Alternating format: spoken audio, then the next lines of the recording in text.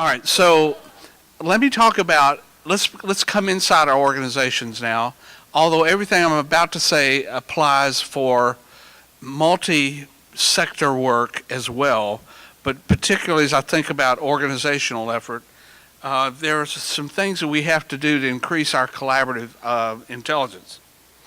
And one thing we've got to remember is that in collaborative cultures, leadership is personal, not just positional. And quite honestly, I remember I did a presentation for the U.S. Air Force several years ago at Randolph, which is the head of their, AETC is at the wing there, and the wing commander, or the head of the AETC, had all the wing commanders come in. So there were 14 generals from around the country. And that particular year, the Air Force had lost more people to suicide, more airmen to suicide than to combat operations.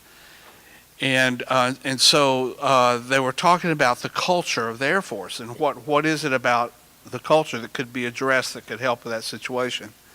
Now, these are generals, and it's kind of hard to talk to generals sometimes.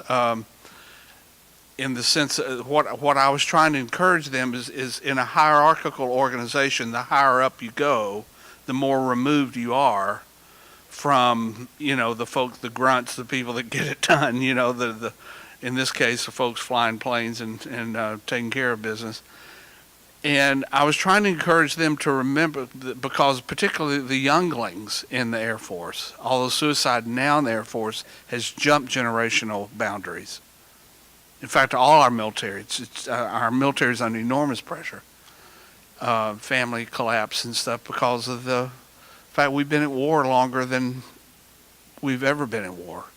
And most of us don't think about being at war because we're untouched by it. But military families, it's incredible. I mean, 4 and 5 deployments. I mean, it's just unheard of. And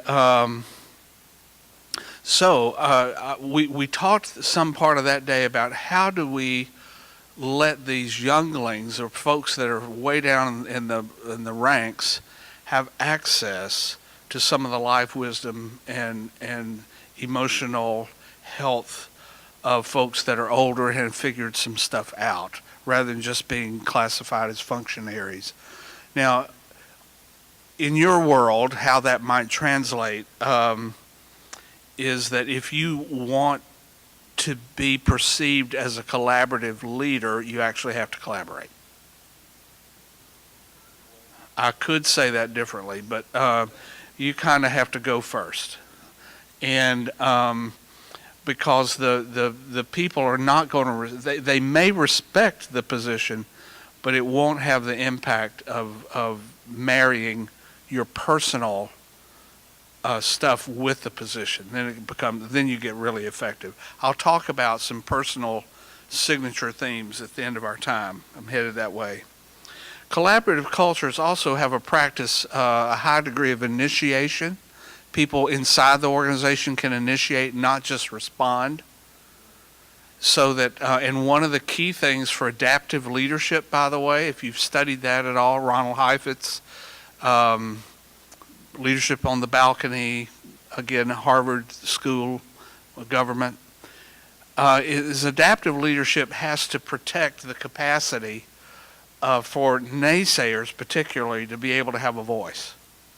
In other words, if people can't bring up something that is maybe a little cognitive dissonance inside the organization or whatever, then we basically, we shut down innovation, and we shut down the capacity to, as an organization, to learn. And certainly collaborative organizations are learning organizations. The third thing is always remember to deploy around strengths. I was just with the Salvation Army last week in Florida, all their officers of that state, and one of the things in their dashboard that we've been working on for a number of times is again, it's a hierarchical organization, and they are held accountable for so many different things that may or may not be in their wheelhouse. And I really think that collaborative organizations figure out who's really good at this. Let's let them do this. It doesn't matter. In other words, job positions, job descriptions, position descriptions. I remember when I was at an organization, we had about 110 staff, and I redid the yearly review, which most organizations, they'll use that as the opportunity to bring up something that's kind of in their craw. And my contention is, if you wait to the yearly review to surface something that's not working, then you got a problem. And we turned it into a supervisor interview, and put and most of the questions dealt with the leadership of the supervisor. Are you creating the kind of culture? One of our questions was to everyone, are you getting to work in the area of your strength? Then what strengths would you like more opportunity to develop? And then we use those to redo it's something as simple as, in one of our divisions, just moving who sat at the front desk. The receptionist said, so she didn't like people. I understand this. She's been with me on Delta before. And so, if you've been to enough airports, you kind of like people in general. But it's the specific people that's where it gets kind of challenging. So we redid some of the position descriptions to flow, moved her to an office where she was much happier, because for her a great day was the door closed and no interruptions. And she was a machine. She could crank out stuff. And so, just paying attention to those kinds of things, whether it's what you're held responsible for, or even how you're positioned, always deploying around strengths. I assume most of you have done Strengths Finder and that kind of stuff, so you would know what I'm talking about there. It seems to me, though, that we're still under too much, and in collaboration, let's face it, your organization does some things better than some of the other organizations. Why can't we just be honest and say, you can count on us for this? And we know that you're really good at this piece, so why don't you do this? So, this works even at a citywide level. A fourth thing is, trust is currency. Your bank account is only as rich as your trust level. And I will tell you that if trust gets violated, you have to move that day to start repairing. Don't let the sun go down before you start trying to figure that out. I'll give you an example. One of the clients I was working with is going to do a summer program, summer reading. And so one of the members of the steering group took it upon herself to create a one-page document that showed the challenges in their school district, how many kids were failing and all that kind of stuff. Now, she did this with the best of intentions. She works in the schools, she's a volunteer in the schools, and she distributed this one page to all the churches, thinking that she was raising awareness and creating urgency. The dilemma was the school system saw it as a vote of no confidence in them, and that you had just said, our school system's not working, our educators are not doing a good job.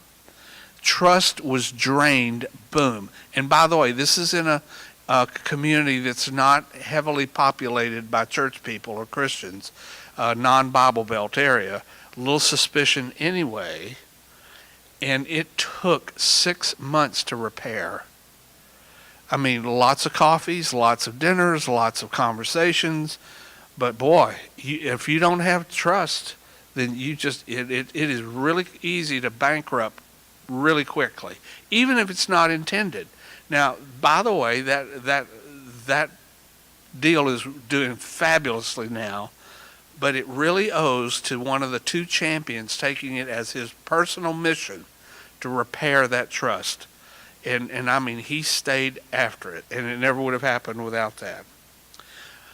The eighth item, 23rd, if you're counting, is communications lifeblood. I mean, if trust is your currency, communication's the lifeblood. I mean, you just aren't connected, and people die off that don't hear stuff. Or they die off inside your organization, or even out in multi-sector organizations, multi-domain, if in fact they are getting wrong information or inadequate information. They just quit.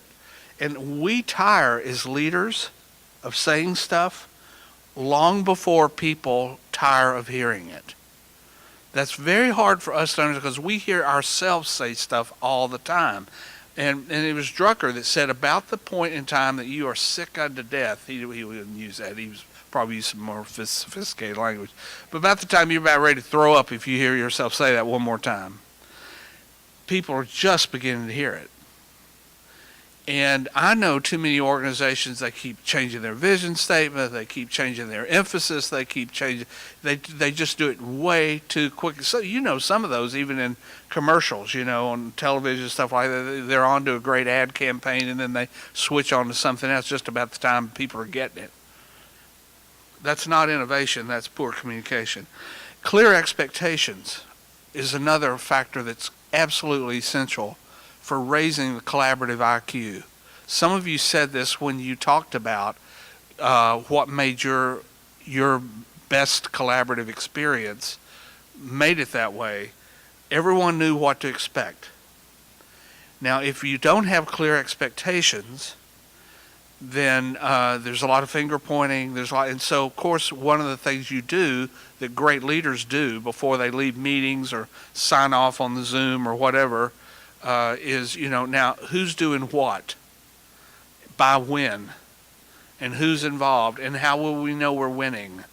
Those kinds of questions help people know exactly what you're counting on me for, and that's actually the value of organization anyway. Risk tolerance is another capacity. In other words, this has to go. Your capacity to risk has to rise if you're going to have in a collaborative environment, because some stuff's not going to work. There was one organization that actually used, as part of their annual assessment of folks, how many failures, not so they could dock people for them, but if their directors or their project managers had not had a couple of things go wrong, they got dinged, because obviously they weren't trying something new. Because it goes with the territory. Now, you don't want to keep making the same $20,000 mistake over and over. You know, you kind of learn from that. And I'm going to come back to this whole risk piece when I come to individual stuff in just a minute. Mutual accountability, that was one of the first items that you mentioned out of a great collaborative experience. It has to be mutual, though. You said accountability, which is great, but just, in other words, everybody's got to be, if I don't deliver what I've said, or if you're counting, I have to be responsible for that. It doesn't matter where you are in the leadership of it. In fact, sometimes it takes a leader actually being a little transparent, saying, oops, just to raise the bar for everybody. Say, oh, okay, well, if they think they're also responsible for that, then I guess I am for my piece. And to your question, the last piece is, that I want to say here is where the mission is the affinity. It's very easy in collaborative stuff to get hung up over sidebar issues. Now, you have to decide what your level of tolerance is in terms of values creep or values clash. But if the mission is clear, and if it's worth doing, then maybe there's more room for disparate values, different points of view, as long as we know what we're working. We've put up a sign before in some of our stuff, an AIDS rally, or a rally for AIDS victims in California, where you had Planned Parenthood placard right next to E-Free, Fullerton Church. Now, those are folks that you normally wouldn't see together. But there's a mission here that's bigger than the differences, and we're not here to celebrate the differences today. We're here to declare our mutual determination to make a difference in this area. That's what I'm talking about. Now, that's a bunch of stuff, and I wasn't listening to a lot of it when I was talking, because just think about it. I have to be everywhere I speak. This is how God gets even with me. And so there's no telling what I said when I wasn't listening, or something I should have said. So what do you want to say about this, or question about this, or whatever?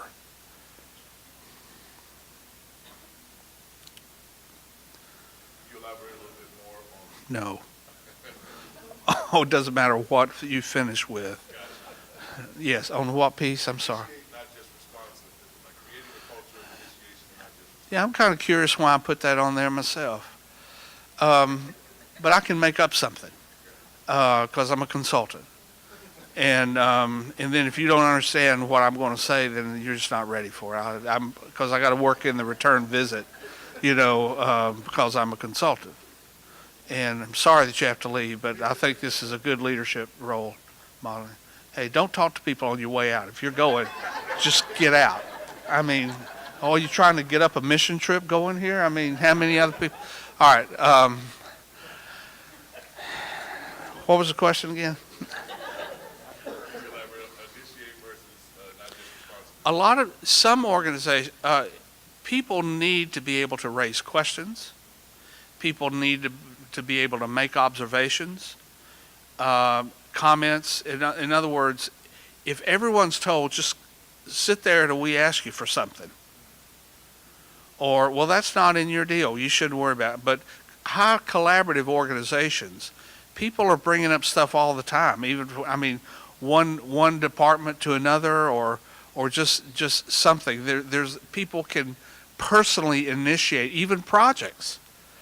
I think it's Thrivent, for instance, that allows you can get $250 if you're a member of Thrivent for any project you want to initiate in your neighborhood. $250 could go a long way toward, a block party, cookies, back to school party, whatever. So they're not just in a response mode. Here's some great ideas for you. No, here's $250. Just go do what you want. In that case, so that's another example. But that may be helpful, because I still may not connect. That definitely helps to start as far as raising questions and things of that nature. Just wanted to I was thinking of it more of a task and role responsibilities, and so understanding initiation without crossing boundaries. Yeah. Just kind of getting a little bit more. Well, I do think too that because I do think in many organizations we are too frozen with, this is your area, stay out of, in highly collaborative organizations, people have freedom to mess around in other people's stuff. I don't mean undo other people's stuff. I don't mean just lob grenades over into people's, over their cubicle wall, and just for fun. But I mean, if you have an idea, do you think anyone is here to hear it? Would be the question. And highly collaborative organizations, yes, people are all the time looking and feeling they can take ownership of an idea and pursue their curiosity. What else? Well, let's get to the. Just pass the risk tolerance and trust transparency. And I'm working with other pastors, even within my church. If we make a mistake and it fails, I'm afraid I lose trust. So I've got a conundrum. Well, to get in my action. Well, since you're coming at this from a congregational faith-based pastor role, I will say really quickly, we have a terrible theology of failure. We don't have a theology of failure. And we only seem to reward success in what works. That's the good old American way. And it's a pretty rare leader. And actually, you have to demonstrate grace, redemption. You have to admit it. I'm thinking I would use this example later on, but I'll go ahead now. There's a friend of mine who runs a pretty big church outfit, multiple cities, multiple sites, and they planted a church. They just had the wrong leader. They made a bad decision, And that thing went for 2 years, kind of limping along, and they finally said, but they celebrated what they didn't celebrate the fact this thing never took off, but they did bring the leadership team in and celebrated their efforts. I mean, you decide, can we do that? I mean, because they were well-meaning. They weren't louts or sloths or anything. It just wasn't the right mix, chemistry, fit, whatever. But you can still say, okay, that didn't work, but let's celebrate the effort you gave, at least. And what that said to everybody in their constellation was, sometimes it just doesn't. But we can still be positive about it. And what have we learned from this? And I think leadership, I just think that's smart leadership. And what that does then is it keeps people from the fear, the paralysis of I can't screw up here. You actually consulting on that? Some of us are No, I really think when you have a pretty good emotionally mature leaders, we've all had to cut each other some slack, and I think we need to be. And it's funny because we think that people lose trust in us when we screw up. What they lose trust in is when we cover up the screw up, when we're not being honest and we're putting the spin on it, and they think there's nothing different about this organization than anybody else. You got to be smart about how you communicate. But I think people are fairly, they have a greater capacity to trust people they think are being transparent with them. It's been my experience. And somehow we got as leaders drummed into our head, we're only good leaders if we succeed. And I'm not here to argue for failure, but I am here to say that probably because we don't risk, let me say another, since you're in a congregational setting, most congregations' success rate's not going to go up till their failure rate goes up. Because they haven't tried anything new. So guess what? Doing the same old stuff just with greater enthusiasm, what difference does that make? I mean, it's not going to get you anywhere. So let's try some stuff and be honest on the front end of it. Have you seen The Darkest Hour? It's a fascinating, with a war cabinet full of oh my gosh, well, I don't want to spoil the movie. Go see The Darkest Hour. I mean, it is a great study of leadership, and quite fascinating. Let's talk about some roadblocks. I won't take any more questions. I'm sick and tired of these questions. I don't know. I just want to say, if you don't know that, then I don't think I can help you. So, all right. I'm actually looking at. All right. No, I'm messing. All right. So, any other question, I really will take it on this piece. Now that I've put everybody down, that's my job. Is to slap you. Certainly don't want you to initiate. Yes, sir.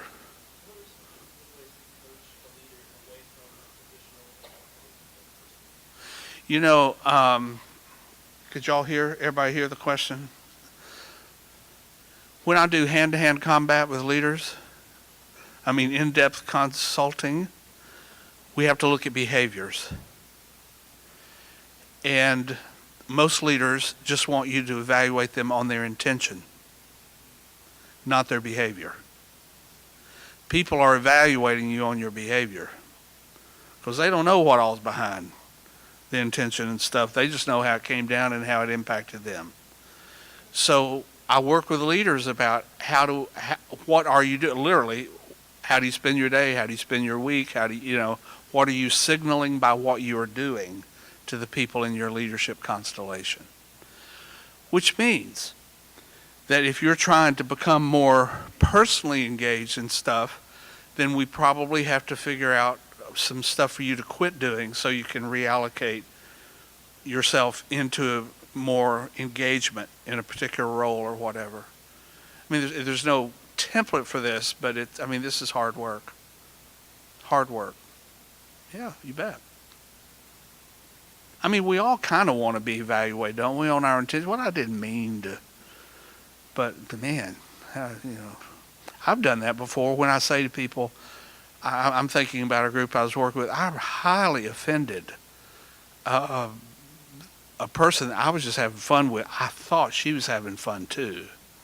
In front, I was just jabbing back and forth in a meeting, and she was responsible for the meeting, and I said something about the food selection or something that I thought was kind of just, oh no, boy, I mean, this was serious with her, and she was, and so as soon as I found out, I had to, it didn't matter that I was intending it to be fun, and you just took it the wrong way, and yada yada. No, I that's my bad, so you just have to go after it like that. Any other stuff? This stuff's easy, by the way, this collaborative IQ, this is easy. That's why everybody's doing it. I mean, it's just so much neater to sit in an office and issue edicts and tell everybody what to do, and just y'all go do it. And and I'm going to show you another survey, or the same survey, a different slide from the Harvard survey on what people say stand in the way, and sometimes and honestly, I know I'm rushing us a bit here on these positive things but I find that there are a lot of negative things that we're doing that keep collaborative that we need to learn from. They're just as important as these positive lessons. So let me talk about some of those. Roadblocks to collaboration. Is that what's up on the screen? I didn't know if Cody was still on his smoke break back there or not. He's got the hardest job of anybody. He's actually having to listen. Because then he puts up the next. I mean, I don't know what. I sure hope you're paid hazard duty for this, because and you're in another zip code. I mean, back there. Just think what you could be doing, and maybe you are on that other screen. A little bit of internet poker, stuff like that. Now, using the dinner money for. All right. Is there a word yet beside roadblock? Well, why didn't y'all tell me? Y'all have already written that one down. All right, that's pretty. Any other questions? All right. No wonder y'all are having so much fun. Oh my gosh! I mean, nobody here doesn't know what that means. I mean, just count how many times I get used. You got an I problem. With a non-collaborative leader, because it's I. As opposed to we, and the massive egos sometimes, they just crowd out anyone else's capacity to shine. I run into some people always have to be the smartest person in the room. Well, you're not going to collaborate with anybody. It's just a way of trying to figure out how to tell you how wonderful you are. It takes a little while, and I already know I'm the smartest person in the room. You just obviously haven't noticed that yet. What is coming to your senses? Then this next piece, I run into this a lot, and can I just tell you honestly, with the larger the organization and the more successful the organization is, this trap gets fallen into a lot. Well, we didn't invent it. Like with a lot of larger congregations, they don't feel like they can learn from smaller congregations or from smaller groups, and maybe you think, well, has anything good ever come out of Nazareth? I mean, has that crowd ever had a good thought over there? So we shut down collaboration because we just think, if we don't think of it, it's probably not a great idea. And boy, have I seen that kill more. And then these folks don't understand. Maybe they are the brightest. Maybe they are the most resourced. Maybe they are the most. But if you really want partners, then you got to believe other people bring something to the table. Then, of course, I've already given you an example of a trust violation. Doesn't take long to bankrupt you there. And some of this is, stuff I've already talked about in one way, but I just want to get it on your list so you can evaluate from it. Or wrong communication, just wrong communication, lack of communication, can really be significant roadblocks. The values clash I talked about already in answering some of your questions. Now, by the way, there are some values that will nix a deal. I mean, if you're trying to pull off something and you're working with a crook, that could be a deal breaker, because you can't put your weight on that, or you're dealing with someone who apparently doesn't have the same value of delivering on promise. Then that's going to be a real roadblock to collaborative efficiency. You would never expect this next piece to be a block, but believe it or not, some people hate to lose control. I know you've just heard of this, you've never experienced it, but this operates at the highest levels, but not exclusively there. There's some of us, not you, I'm just thinking about people who aren't here this afternoon, that they had the chance, but they know they're not here. They're all out there controlling their world. And but sometimes it is hard to let go of a great idea, or to let someone else go screw that's why I was talking about the 72. Just think about if Jesus had not been willing to relinquish control. I mean, he sent them out so they would screw up. Really. Because when they came back, he said, let's pull aside and let's talk about what went on out there. Gosh, I mean, there's some people take that one verse, you'll come away, let's go to this deeper life. No, this is the leadership. He wanted to debrief those disciples on their experience on the road. What went on out there? Well, they wouldn't listen to us, so we just called down fire from heaven. Oh, okay. Yeah, well, same crew that is going to be part of the Samaritan Pentecost, guaranteed probably were the ones, had to be the sons of thunder, that spoke up and said they wouldn't listen to us, we just asked God to kill them. And or some people came into town and they were talking about you, they weren't part of our crowd, we told them, shut up. And Jesus said, okay. I mean, just look at all the learning that he's unpacking with the crew, because he was willing to relinquish, to let them have, because after all, they were going to be the ones pulling, the heavy lifting when he ascended back, being an Ascension Lutheran. Baptists don't use words like that for their church. We use words like unity or harmony. Guarantee you run across a church called Harmony, it was born out of a fight. That's why it's called We're Together Now. The people that think like us, we all meet here. So control has I think hell is the most highly controlled place in the universe. Constant meetings, seminars, where you're not allowed to ask questions, you're slapped down if you do. It'd be like hell. Sit at that table. All right. And then one that I find a lot is just fear. Fear. And I talked about this at the lunch today. I mean, fear and hope square off every day in our psyche. And fear is what takes hope down. And sometimes we're just simply too afraid to let something,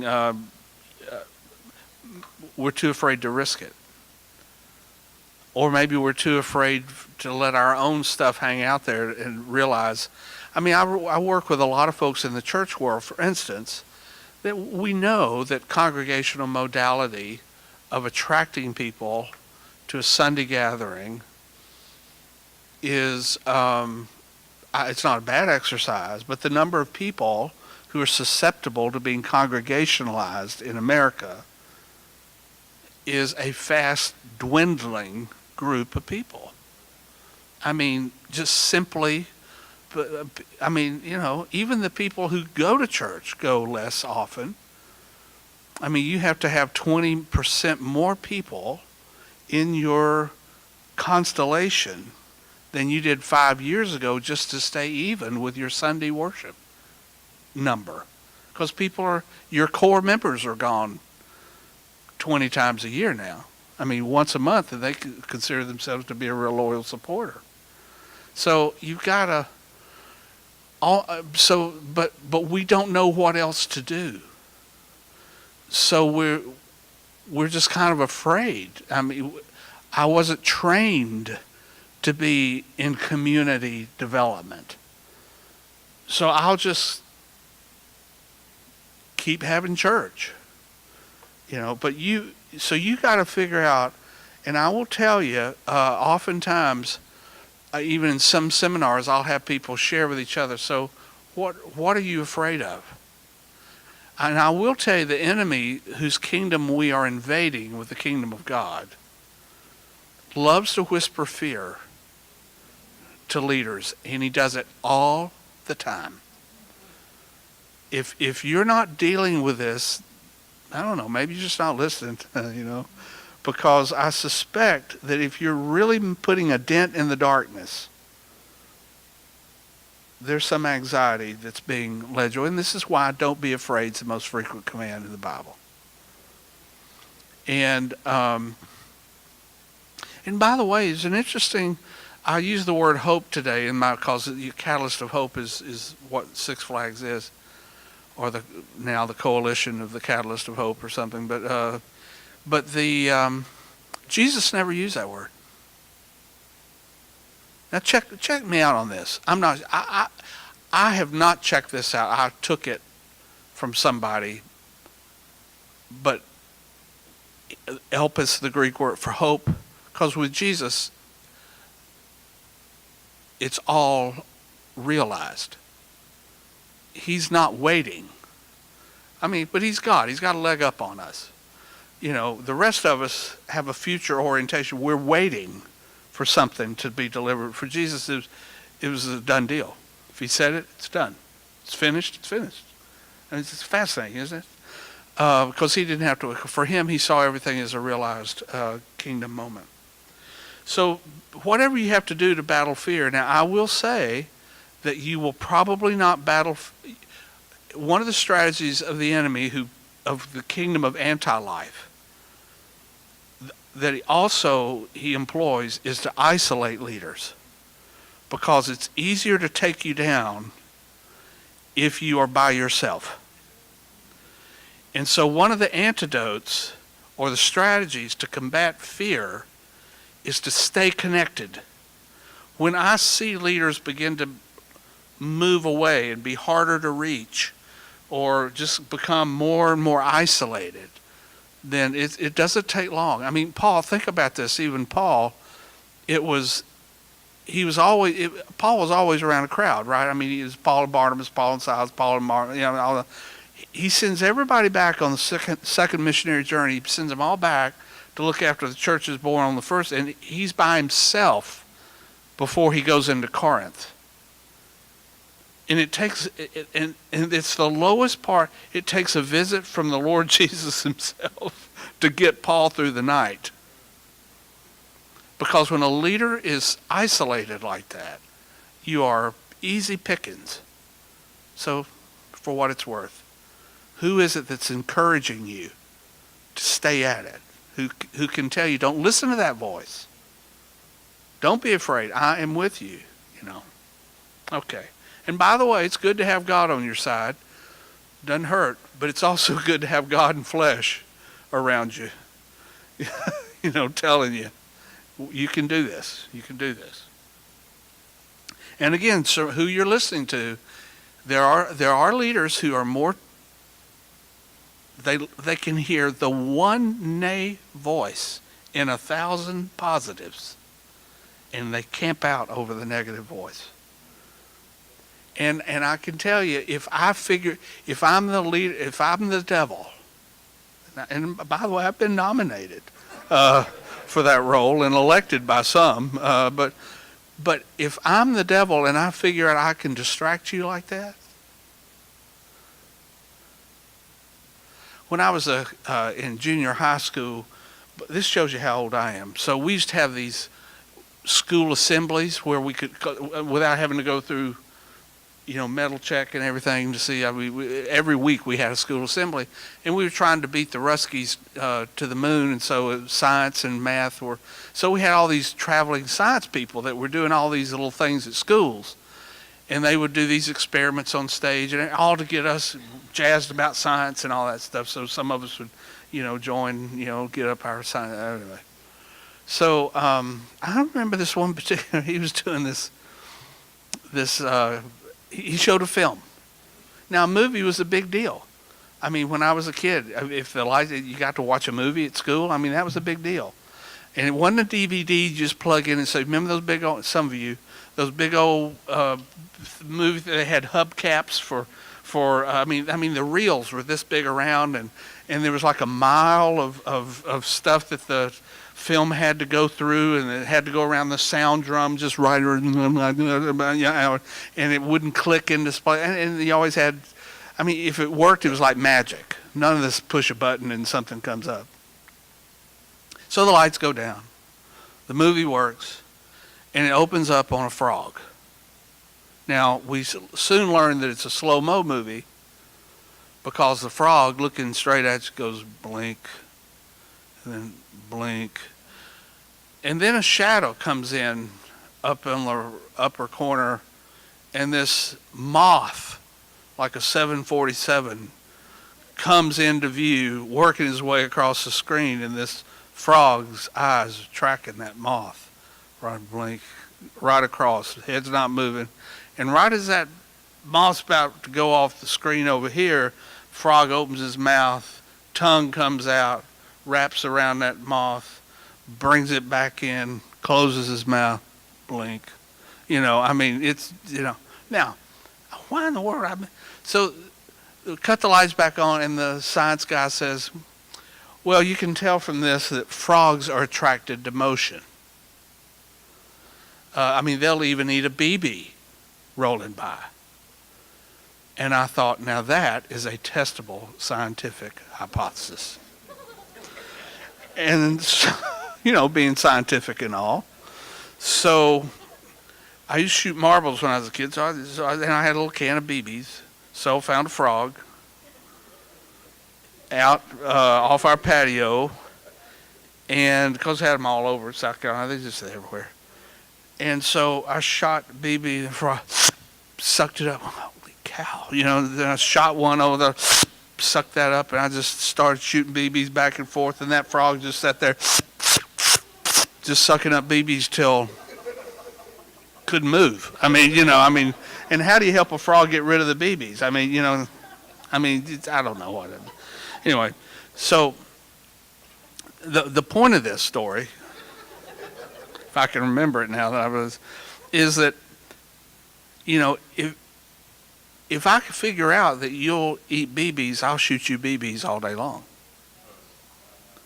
See, as leaders, to get something done, the attention that's required. Someone has said recently, I was around, that we are in an attention economy.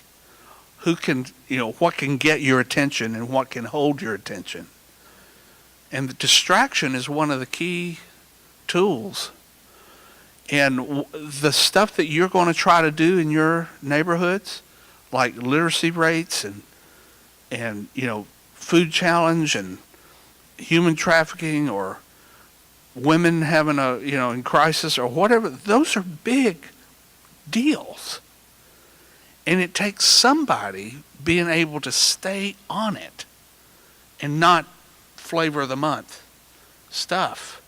You got to stay on it, stay on it, stay on it. So, for what it's worth. Let me show you what the folks that answered the Harvard study said were some of their collaboration obstacles. Is that up next on can you see that? And I want you to notice those top 4. Those are all leadership issues. Siloed organization, risk-averse culture, no clear vision, fear of loss of management control, all that. Those are directly impacted by leaders. Not just everybody in the world. The leaders have a responsibility over that. I want you to look at the next one, though. 27% complain there's not enough time for collaboration. Now, I want to highlight this because guess what? Collaboration takes time. And one of the reasons we run right past collaboration is we don't have time to bring everybody on board with this. Now, if you're building is on fire, I wouldn't recommend a 3-week seminar on, how to, fire safety. Get the people out of the darn building. But for sustainability over time on a big issue, it's worth the time on the front end to get the players there, create the urgency, find the resources, make sure you're going to have a sustainable effort. That means that we have to create margin for the people that work with us. I mean, again, a great strategy just to make organizations inefficient is just to keep everybody busy. And not with no clear understanding, are we creating time for people to actually collaborate here? If you're up to here and your job position description responsibilities demand 110% of your workday, you probably aren't looking to collaborate. You're just trying to get home. So that's very important. Again, that's a leadership function to stop and think. I had a leader once, a supervisor, who when I took an idea to him, and it was a great one, his first question to me is, what are you going to quit doing so you have time to pursue that? I mean, is that a great question or what? Now, and a smart leader or what? And in fact, Drucker used to talk about the systemic abandonment of stuff in our organizations. He said if you weren't quitting 20% of what you were doing every year, you're probably stuck in a rut and doing, what do we quit doing so we have time to do something here? Really worth doing. Some of these others you might just find interesting. I source it there. The lack of skills, training people in it like we are here today a little bit. Lack of data, technology tools. Let me just say this about technology tools. The best organizations, they don't have 8 ways of doing something technologically. I mean, there's an explosion of options that are available to all of us to get things done. Zoom meetings, whatever else I've already mentioned. Go-to meetings, whatever. If you're using 12 platforms, that's too confusing for your folks. You got to figure out, this, so everybody can get good at a couple of them or whatever. All right, do you see anything up there you want to raise a question about before I talk about 8 signature themes? And anytime I say before, you got a question before I talk about it, that's telling you I want to talk about the next thing. But, so I can model collaboration. Any of you want to dare have a comment about anything up on the screen there? Take a chance. Dun, dun, dun, dun. Yeah, sorry. Where does giving and taking credit fall into those? You see what I'm saying? Into this Well, over or previous? Yeah, the ego. Mm-hmm. If we have to be the hero of every effort, people will get a little tired of putting your statue up and polishing it off.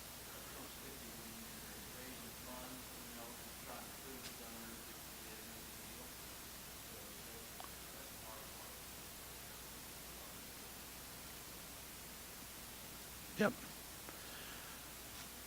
Again, the we and the I and the stuff, letting other people become one of the insights embedded in the article that accompanies this graph, the 2 graphs I've shown you, talk about one of our jobs as leaders is to make heroes of as many people as possible in our organizations. If there's no room for anyone, if we're still just the one hero, it's not what happened. Let me mention these 8 themes so that we can go out there and join traffic in making this a great day and memorable. You have the first one up there already because you're writing down, pray with one eye open. Kingdom leaders, what I call kingdom collaborators, they pray differently than the average bear. my daughter Susanna, my younger daughter, when she was a child, and we'd have bedtime prayers, she wouldn't close her eyes. She wouldn't do it right. And so, I asked her one night, I said, Susanna, why don't you close your eyes? She says, because I don't want to miss anything. And I can tell you, kingdom leaders are always, you remember those prayers we used to pray in church, or maybe you still do, about we come to worship, we'd start the worship service with, Lord, help us dim our eyes out there or whatever so we can just focus on you. Can you imagine the conniption that God is having? He said, my eyes on the world, why don't you get your eyes on the world? I didn't call you here to be blind. You got plenty of time for that in eternity. Right now, you need to pay attention to what's going on out there. That should be informing our worship, not setting us free to worship. I mean, worship is not some kind of out of space and time experience, for crying out loud, at least in this world. So, even in Revelation, when we get a little glimpse there, it's, we got the folks under the altar, whatever that means, praying up, and they're saying, Lord, how long? They're praying with one eye open. They know what's going on. How long, Lord? And they're different, and actually great leaders, kingdom leaders, help, like in faith organizations, when they pray, they're not. There are all kinds of things about prayer I could say, but I was listening to a coach, and he was talking about 3 levels of coaching. And he said the first level of coaching is where you identify the problem that you want to work on. So they sit down and say, what would you like to work on today? Second level of coaching is strategies to deal with a problem. And typically, this is something the coach elicits out of the client or whatever. He said, but the third level of coaching, and it's the most difficult one to get to, is the identity piece. Like, what's going on in you that is feeding the problem or getting in way of solution or whatever, or can't get to the strategy because whatever. And I was listening to that and I thought, gosh, this is a picture of prayer. I mean, how many times have you sat and listened, and I've done this myself, listen to what people pray. First of all, they tell God what the problem is because he's not aware of what's happening. It's important to bring him up to speed. Lord, while you've been all fooling around, let me tell you what I'm dealing with. And then the second piece is we strategize for God a few things that he could do to really help the situation. And if you, Lord, why the word just? It's kind of like, why does that word become so popular in prayer? Just kind of like, what is the word with millennials when it's like? All right, so if you just do this and tell Harry this and do this and all, and it usually ends with something like, and hurry up. Kingdom leaders, though, are people that are really they come at God in their prayer life from the identity piece from the get-go. And doesn't Jesus teach us this? When you pray, our Father. That's the identity piece. So, I can't say, Lord, look at July. There's not a thing on there. Nobody wants me speaking July. I'm going to starve to death. You got to hurry and find something for me to do in July. And by the way, you might tap Freddie on the collar and remind him, he said, or, and in your case it might be, Lord, look, we got no money. Or it could say, Lord, thank you for your provision all of my life. There's never been a time you've not made provision. It's just going to be interesting to see how you do it this time. Surprise me, big boy. But one is to come at it as a child, as the Father's child. A very different point of praying than, God, we got a problem and you need to fix it. Second thing, because I got to hurry through this, is kingdom collaborators, they agitate. They foment dissatisfaction with the status quo. This is Martin Luther King. This is, well, for that matter, Martin Luther, if you want to, while I'm on that. Or, I mean, kingdom collaborators know how to, they are good at knowing who to make upset about what. It's not universally across the board. They know that they need to be politically savvy and really good at helping people get a fire built under them. They just know how to foment dissatisfaction with the status quo. Now, I'm not saying that they are jerks, JERK, Myers-Briggs type indicator, but I'm talking about there's something about the status quo they won't tolerate. And now they're going to make you be unhappy about it too. It's not right that we have kids that don't have food this weekend. And they go about it. Third thing they do is they combine spiritual and social entrepreneurship. Back to this entrepreneur and risk. They talk about entrepreneurs or salespeople, for instance, and they say, great salesmen can't take no for an answer. That's exactly wrong. Great salespeople take no for an answer better than the average bear. Because great salespeople, when you say no to them, they don't pay attention to that whatsoever. They just think you haven't come to your senses yet. Or I haven't made the case strong enough yet. For many of us, one no shuts us down because we can't take no from people. It craters our ego or hurts our self-awareness or our self-assurance or whatever. Great salesmen. Entrepreneurs are that way. They're willing to risk and everything doesn't ride on everything always having to be, successful or whatever. And so entrepreneurship, you need to see risk tolerance as a big part of that. There's also something else you need to see, I think, that is part of that, and that's resilience. It takes resilience to stay in the game over time. You get nicked and banged up and people criticize you, and it can either wear you down or build you up, just depending on whether or not. There are cities now, by the way, that are hiring chief resiliency officers for the cities, and taking into account how are we on disaster preparedness, how are we on dealing with human need on a sustained basis, are we resilient? Out here in Texas, the world admired the resilience of Houston.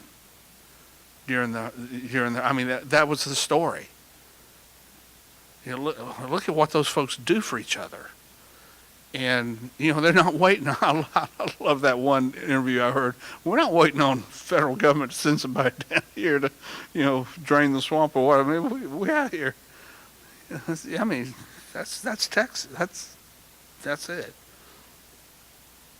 A fourth thing is great, I think, Kingdom Collaborative, they marry vision with action. They don't just sell an idea, they help people know how to get in on it. And here's what you need to do. Here's what you're going to want to do because of this situation. They just create, they don't just talk a better world, they give you a way to do it. And I think sometimes we take for granted that people know how they can get in on the action. And we've got to help them know what that on-ramp is and help them build that on and have the confidence to get on that on-ramp that's going to get you to where you want to go and what we need from you. So great, oh goodness. Another one is they shape a fifth one. Is this number 5? Kingdom Collaborative, they shape a people development culture. I wish I could say that a little nicer, but a little less wordy. But in other words, kingdom leaders, the people that work around kingdom leaders are so thankful that they were able to work with that person because they are a better person because of it. In other words, it's a developmental culture. Everyone is being developed even while we're I beat on the Salvation Army a little bit last week about this. I've helped people do things for the Salvation. I mean, they're clients of mine. I've worked with them a lot here in Australia, Canada. One of the things I think they could do a lot better is their volunteer, how they treat volunteers. It's not a developmental culture. It's a very functionary. I need somebody to ring the bell. I need somebody to pack the bus. I need somebody to feed the homeless. I mean, for instance, when I went down to Lutheran Church downtown, on the one time that I went to help serve dinner to the homeless, they put me at the stove 4 rows back from the homeless. My job was to sling beans onto the plate and hurry, do it faster. In other words, their scorecard was how fast can we feed the 180 people that are here for dinner tonight. I went down to and they told us, don't talk to these folks. Don't sit down and eat with them. Obviously, their clear goal, in and out. Well, that's not why I went down there.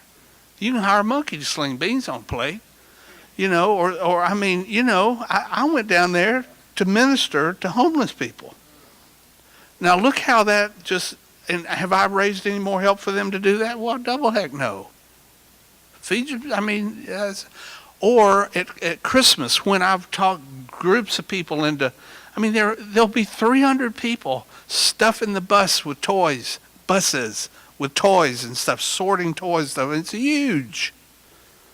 Never one time has an officer said, and by the way, while you're here, now that thank you for coming to do this, is there something we can pray for about you in your own life? Or if you'd like someone just to talk to. Because, why not develop the people that have given you the most precious thing they bring? Their time. They've given you a Saturday in December, for crying out loud. And we don't do a thing to enhance their spiritual journey when we're supposed to be. It's a Salvation Army, for crying out loud. How hard is that? Now, it's easy for me to be ugly to them. And by the way, the Salvation Army does a lot of great stuff, and I'd just like to disavow any criticism of it. And I don't know why anybody would run them down. And I'm going to give more next year. I'm not going to feed the homeless, though, with the beans.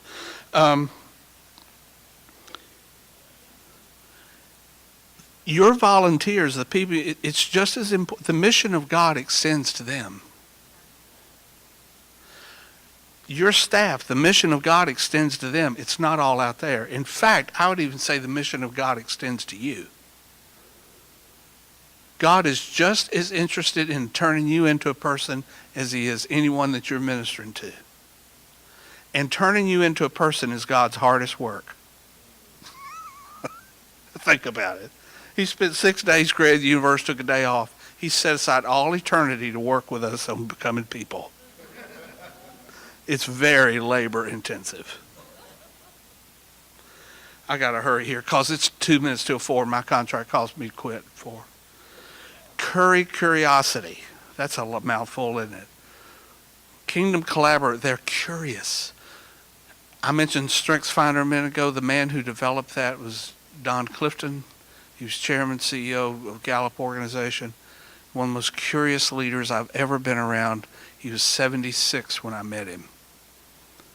Brilliant, curious people. Why? Why not? What if? Could we? Have we thought about?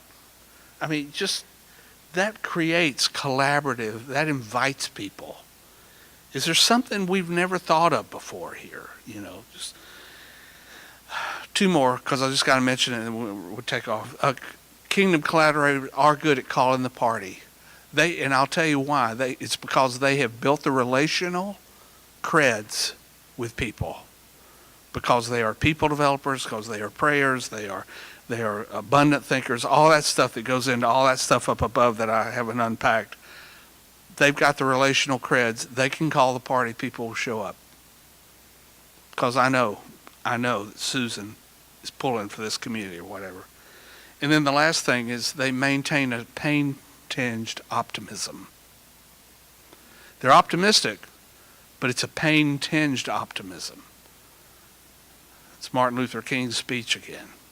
I have a dream that someday all God's children, but there's a pain in there. It's not yet, but we're going to get there. It's not yet. Okay. Well, that's everything I know about collaboration. That's more than I know about collaboration, but that has not stopped me from speaking all afternoon. And you have been incredibly patient while I just pounded you.